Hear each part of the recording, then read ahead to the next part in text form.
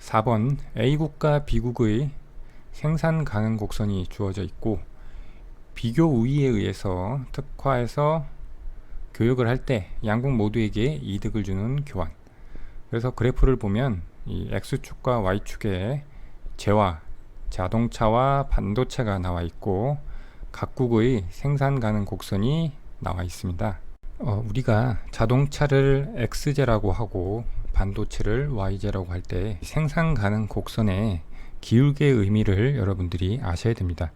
이 생산 가능 곡선의 기울기는 이 X제, 즉 자동차 한 단위를 더 생산하기 위해서 포기해야 하는 Y제, 반도체의 양으로 이것은 X제의 기회비용을 나타냅니다.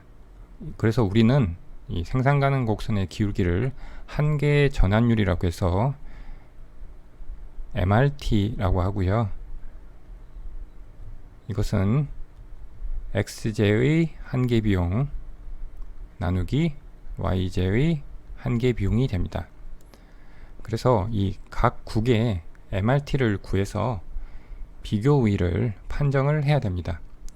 즉 MRT가 X제 생산의 기회비용이니까 이 X제 생산의 기회비용이 더 작은 나라가 X제에 대해서 완전 특화해서 X제를 생산해서 수출을 하게 되고요. 그러면 반대로 상대국은 Y제의 비교 우위를 갖게 되니까 Y제 완전 특화를 해서 수출을 하게 되겠죠.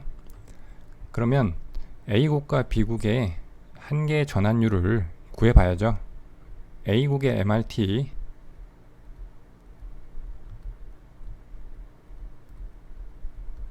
이렇게 표시를 하면 이것은 A국 생산 가능 곡선의 기울기니까 6분의 240이 돼서 40이 됩니다.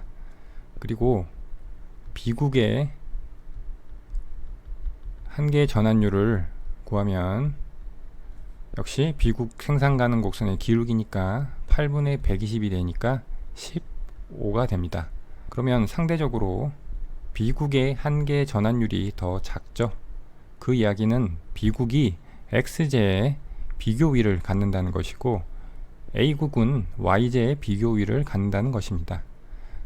그런데 문제에서는 양국 모두에게 이득을 주는 교환이 일어나기 위해서 어떻게 교환 비율을 가져가야 되는지를 묻고 있는데 지금 이 40과 15는 반도체로 나타낸 자동차의 기회비용이 됩니다. 그래서 자동차 하나당 A국은 반도체 40의 기회비용이 들고 B국은 자동차 하나당 반도체 15개의 기회비용이 듭니다. 즉 교역은 이 40과 15의 사이에서 결정이 될 때 A국과 B국이 이득을 얻게 된다는 것이죠.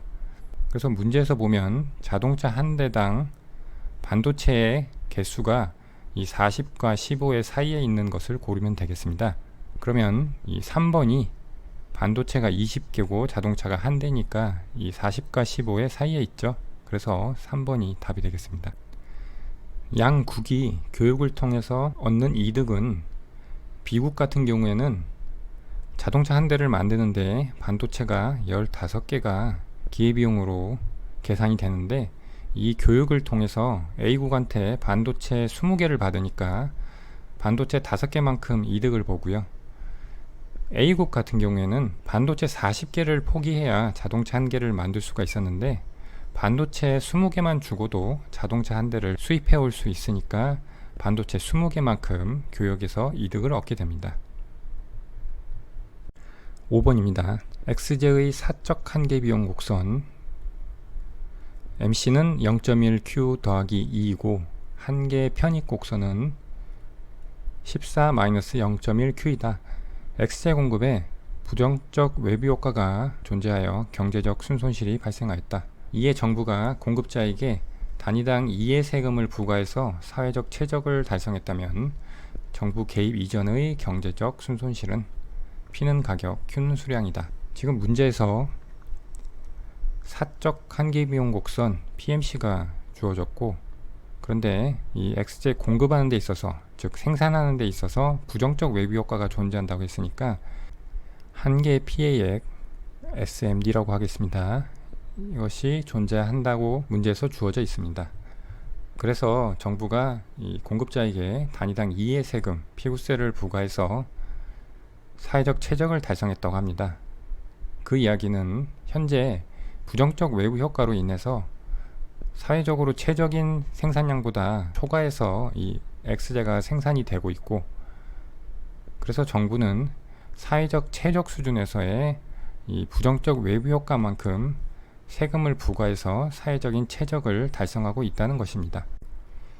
그런데 이 문제에서 이 부정적 외부 효과 SMD를 어떻게 정의하느냐에 따라서 답이 다르게 나올 수가 있는데, 두 경우를 나눠서 한번 보겠습니다.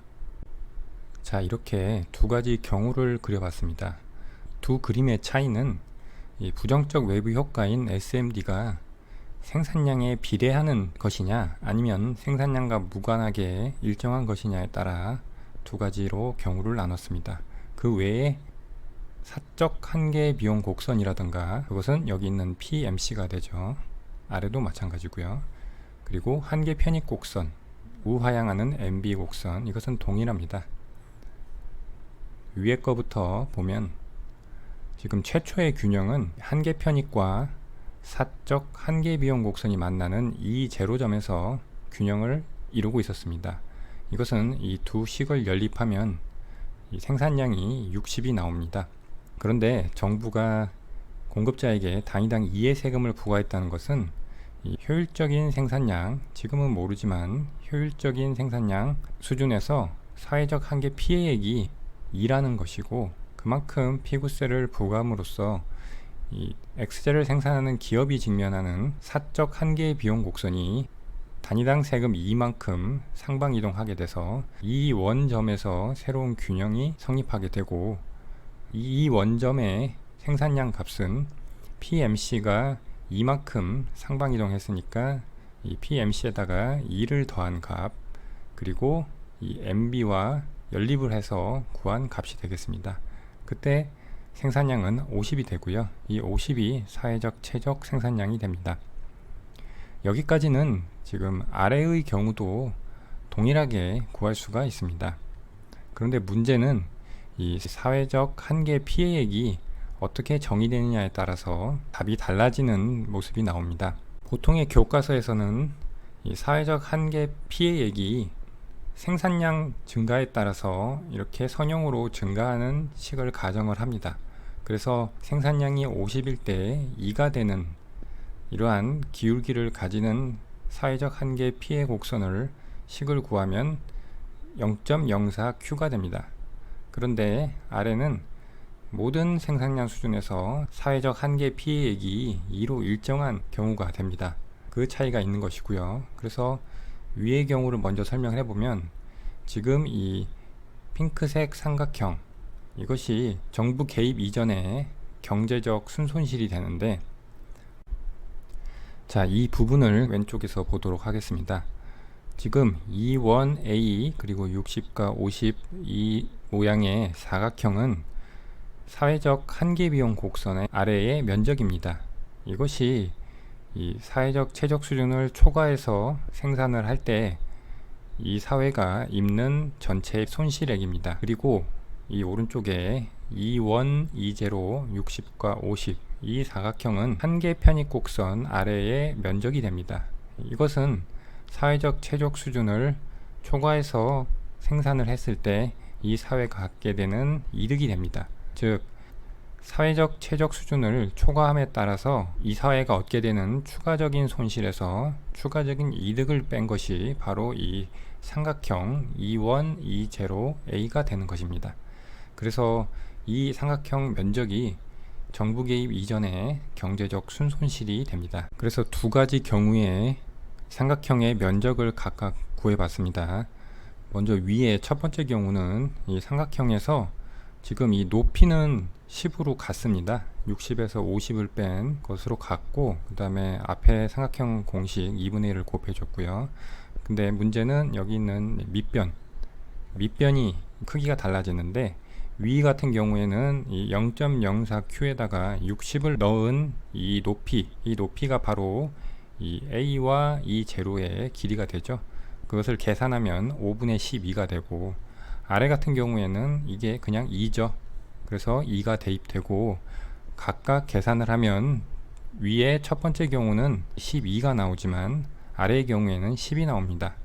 그런데 이 문제는 답이 1번인데 이것은 교수님이 이 아래의 경우, 즉 부정적 외부 효과가 모든 생산량에서 일정하게 발생하는, 즉 증가하지 않고 생산을 하면 어떤 생산량이든 2가 발생하는 경우를 상정해서 했다고 해야 이 답이 1번이 되는데, 하지만 이 문제를 읽었을 때 이 아래 경우라고 단정 짓기가 어렵습니다. 그래서 보통 교과서에서 나타내고 있는 생산량에 따라서 사회적 한계 피해액이 이렇게 선형으로 증가하는 일반적인 경우를 가정해서 푼다면 답은 12가 돼서 이 문제는 답이 없는 문제가 됩니다. 하지만 교수님께서 이 아래 것을 가정하고 냈다고 우리는 생각할 수밖에 없겠죠. 그래서 답은 1번이 되겠습니다.